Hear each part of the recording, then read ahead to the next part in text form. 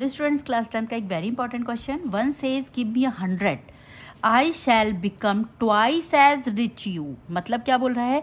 आप एक ने कहा, दो फ्रेंड्स से सपोज में से एक ने कहा आप मुझे 100 रुपीज़ दो तो मैं तुमसे ट्वाइस रिच हो जाऊंगा, दुगना रिच हो जाऊंगा. एंड अदर फ्रेंड ने क्या कहा? अगर आप मुझे 10 रुपीज़ देते हो मैं तुमसे 6 टाइम्स रिच हो जाऊंगा. Tell me what is the amount of their capital. Let one friend A has x rupees, one friend B has y rupees. अब क्या बोल रहा है? देखो इसमें क्या करना है.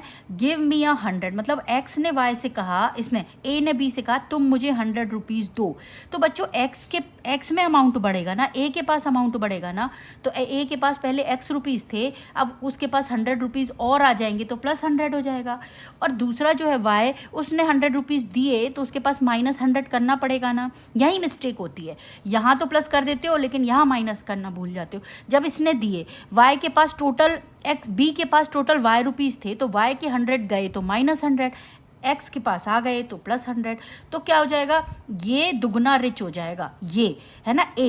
लेकिन हम इक्वल करने के लिए किस में मल्टीप्लाई करेंगे? 2 का b के अमाउंट में. 2 इंटू वाई माइनस 100. आपको पता है ये कॉन्सेप्ट. हमने क्या किया? सिंप्लीफाई किया. एक इक्वेशन मिली हमें x minus 2y is equals to minus 300. दूसरी इक्वेशन में क्या बोल रहा है कि other says if you give me 10, मतलब अगर तुम मुझे 10 रुपीज़ दोगे I shall be 6 times as rich you. ठीक है, अदर ने कहा तो अदर कौन है? कितना अमाउंट है अदर के पास? बी के पास y. तो y के पास अब 10 बढ़ गए ना, x के पास 10 कम हो गए. क्यों? क्योंकि x से गया y के पास चला गया. ठीक है, तो ये बोल रहा है मैं तुमसे 6 गुना बड़ा हो जाऊंगा, बी बोल रहा है. लेकिन हम इक्वल करने के लिए 6 का मल्टीप्लाई छोटे नंबर में करेंगे. तो छोटा नंबर कौन सा? x minus 10. ठीक है, इक्वल्स टू यहाँ 6 का मल्टीप्लाई किया. Clear? Is equals to 6x. इसको सिंप्लीफाई किया, दो इक्वेशन मिली. दोनों इक्वेशन को हमने एलिमिनेशन मेथड से सॉल्व किया. हमें x की वैल्यू मिली 40, y की वैल्यू मिली 170. x क्या है? a के पास मतलब 40 रुपीज़ हैं और b के पास मतलब 170 रुपीज़ हैं.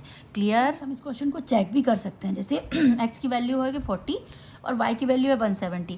तो देखो इस इक्वेशन में इसने कहा कि अगर इसके पास 100 रुपये, 40 प्लस 100 कितना आएगा? 40 प्लस 100 140, यानी a के पास हो जाएंगे 140 और y के पास से 100 जाएंगे तो 170 माइनस 100 कितना हो जाएगा? 70. तो ये कितना हो जाएगा? इसका ट्वाइस रिच हो जाएगा ना. कितना हो जाएगा? 140 और ये भी हो गया 140. वही तो है. देखो इस इक्वेशन में वैल्यू पुट करके देखो x और y की सेम हो रही है. ऐसे यहाँ पे भी हो जाएगा. अगर ये इसको 10 रुपये दे देगा, x 10 रुपये देगा तो इसके पास कितने बचेंगे? 30 रुपीज़. और ये ले लेगा तो इसके पास कितने हो जाएंगे? 180. तो ये से कितने टाइम्स रिच हो जाएगा? 6 टाइम्स रिच हो जाएगा ना.